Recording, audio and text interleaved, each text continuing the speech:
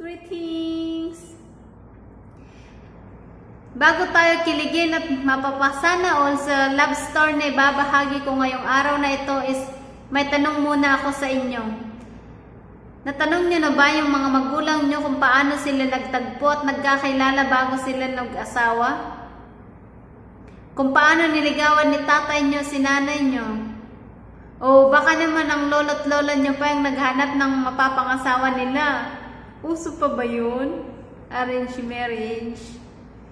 Natanong ko po ito mga kapatid kasi po ang love story na ibabahagi ko ngayong araw na ito is ang love story na Isaac at Rebecca. Huwag nang magpatumpik-tumpik pa! Tara na, simulan na natin. Join me!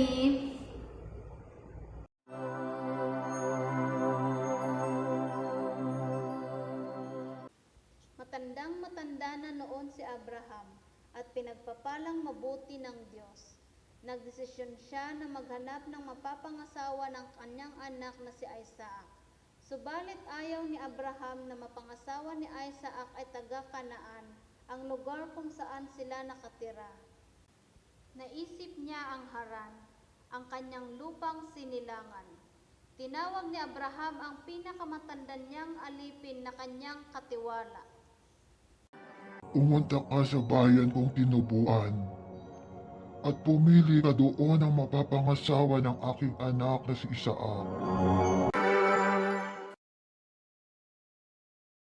Ayaw pong sumama ng mapipili ko. Maaari po bang si Isaac na ang papuntahin doon? Aba hindi. Huwag mong papapuntahin doon si Isaac. Nangako ang Diyos na ibibigay ang lupain ito sa aking lahi. Magsusugo siya ng kanyang anghel na mauuna sa iyo upang tulungan ka sa pagpili ng mapapangasawa ng aking anak. Ngayon, kung ayaw sumama ng mapipili mo, wala ka ng pananagutan sa akin. Ngunit huwag mong papuntahin doon ang anak ko. Nanumpa ang alipin na susundin ang sinabi ng Panginoon niyang si Abraham. Naghanda ang alipin ng 10 kamelyo, matapos kargahan ng maraming pangregalo. Naglakbay siya patungong Mesopotamia sa lungsod kung saan nakatira ang kapatid ni Abraham na si Nahor. O di ba mga kapatid, ang tatay pa ni Isaac ang naghanap ng mapapangasawa niya. Makakahanap kaya ang alipin ng mapapangasawa ni Isaac? Tara, sundan ang kwento. Pagdating ng alipin sa lungsod, huminto siya at pinaluhod ang mga kamelyo sa tabi ng balon ng tubig na naroon. Sa gayong oras, tuwing magdarapit hapon, dumarating ang mga babae para umigib. Pagkatapos nanalangin ang alipin. Maging matagumpay nawa ang aking lakad. Tuparin po ninyo ang inyong pangako sa aking among si Abraham. Tatayo po ako sa tabi ng balon at hihintayin ang pagdating ng mga babae buwan sa lungsod para umigib. Ako po'y makikiinom sa isa sa kanila. Kapag sinabi niyang, uminom ka at paiinumin ko rin ang iyong mga kamelo, iyon na sana ang babaeng inihanda ninyo para kay Isaac. Mga bata, humingi ng tulong sa Diyos ang alipin sa pamamagitan ng panalangin. Papakinggan kaya ng Diyos ang kanyang mga panalangin?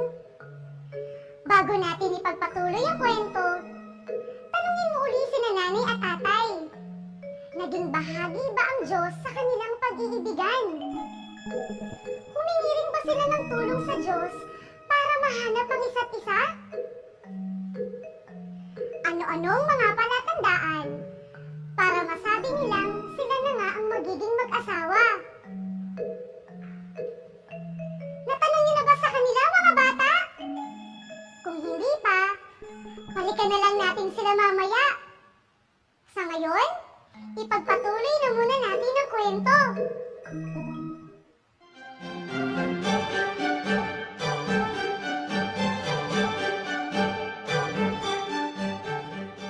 Habang ang alipin ay nagdarasal, dumating si Rebecca na may pasanabanga ng tubig.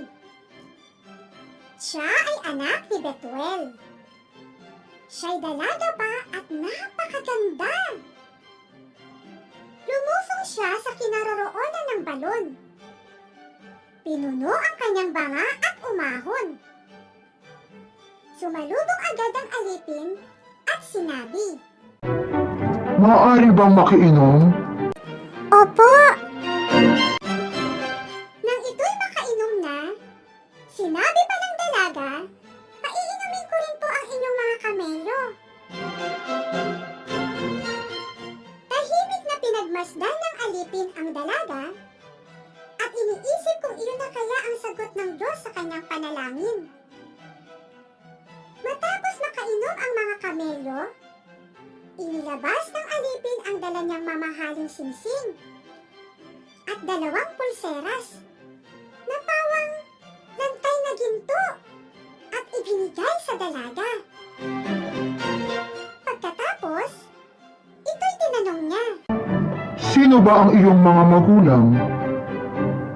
Maaari ba kaming makituloy sa inyo ngayong gabi? Ako po'y anak ni Betuel, na anak ni Nahor at Milka. Maluwag po sa amin at maraming pagkain para sa inyong mga hayop. Pagkarinig niyon, lumuhod ang alipin at sumamba sa Diyos. Purihin ang Panginoong Diyos ni Abraham!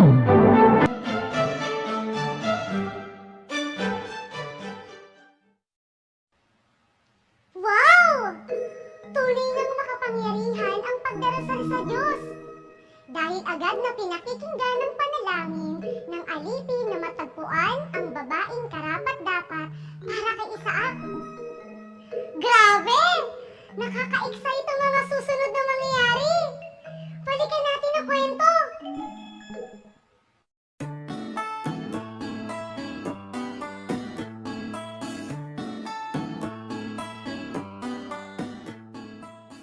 Si Rebecca ay may kapatid na lalaki na ang pangalan ay Laban. Nang mabalitaan ni Laban ang tungkol sa pagdating ng alipin, ay tumakbo siya sa kanya. Natuwa si Laban nang makilala ang lingkod ni Abraham at nasiyahan nang makita ang mga regalong dala ng alipin. Bakit nandyan pa kayo sa labas? Tara na po sa amin, lalaking pinagpala ng Diyos. Nakahanda na po ang pagpapahingahan ninyo at ang sisilungan ng inyong mga kamelyo. Ikinuwento ng alipin kung ano ang pakay niya, kung bakit siya naroroon. Na sa tahanang ito, natagpuan ng dalagang mapapangasawa ni Isaac. Dahil ito ay kalooban ng Diyos, sumang-ayon ang mag-amang sina Betuel at Laban na isama ng alipin si Rebecca sa kanyang pag-uwi upang mapangasawa ni Isaac. Muling nagpuri sa Diyos ang alipin at inilabas niya ang mga damit at mga hiyas na ginto't pilak para kay Rebecca. Binigyan din niya ng mamahaling regalo si Laban at sa kanilang ina. Kinabukasan, nagpaalam na ang alipin upang lumisan kasama si Rebecca. Sa unay, hiniling muna ng ina at kapatid ni Rebecca na manatili muna siya ng 1 linggo o 10 araw bago umalis. Ngunit nang tinanong si Rebecca, sumang-ayon naman siya. Kaya naman, pinahintulutan na nila itong umalis kasama ang lingkod ni Abraham sa mahabang paglalakbay upang makilala si Isaac, ang kanyang magiging asawa.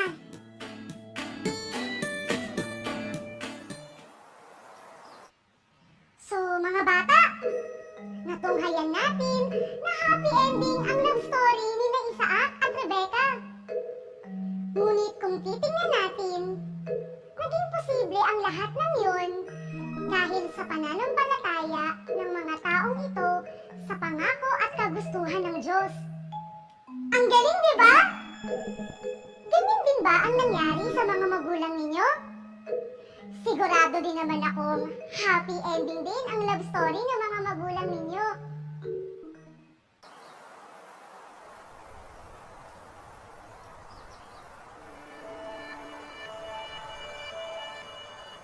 Si Isaac ay nakaupo at nagmumuni-muni tungkol sa Diyos.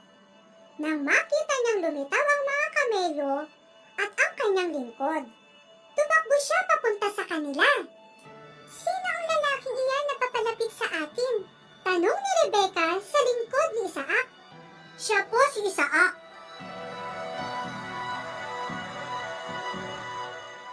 Kumuha ng belo si Rebecca at tinakpan niya ang kanyang mukha.